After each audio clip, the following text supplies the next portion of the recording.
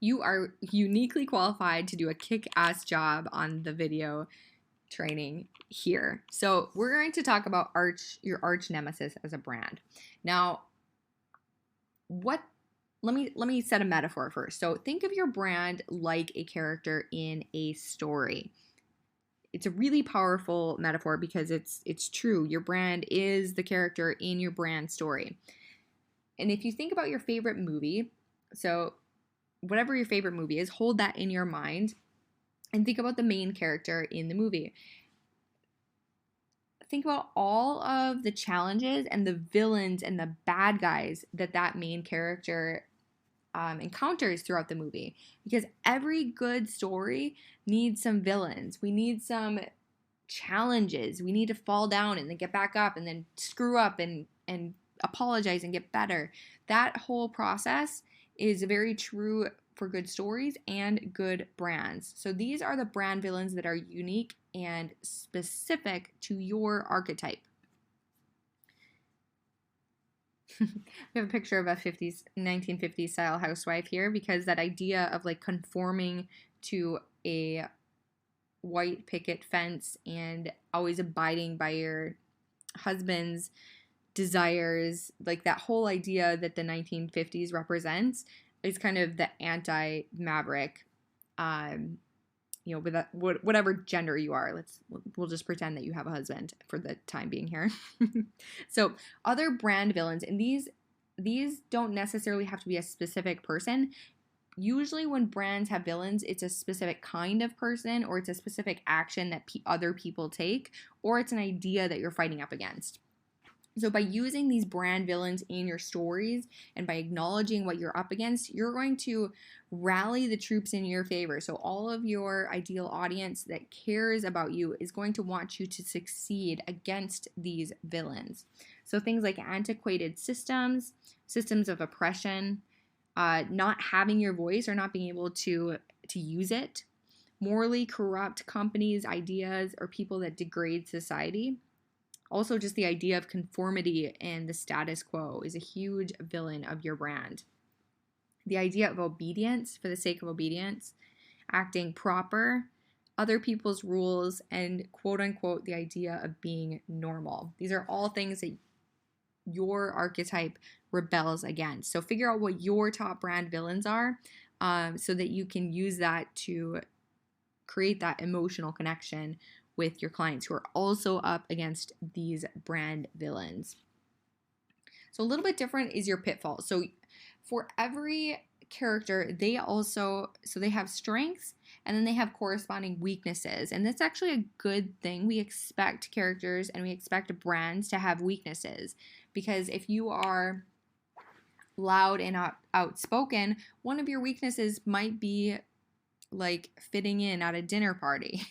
Or if you are super artistic, one of your pitfalls might be that you're really messy, etc., etc. So we expect people and we expect brands to have pitfalls. So you're not ever going to get rid of these, but you just need to be aware of them so that it's not running your life.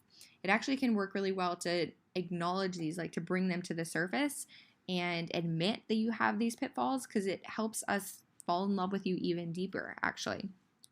So some that are common to your archetype, some may not ring true for you. That's okay. But you can lean towards negativity sometimes, or anger, or just resort to cynicism and that type of emotion. Isolating yourself from other people, since you're bucking the trends and trying to do things differently. Seeming like you're aloof or superior or smug can be a weakness of yours, depending on how you handle the way that you fight your battles.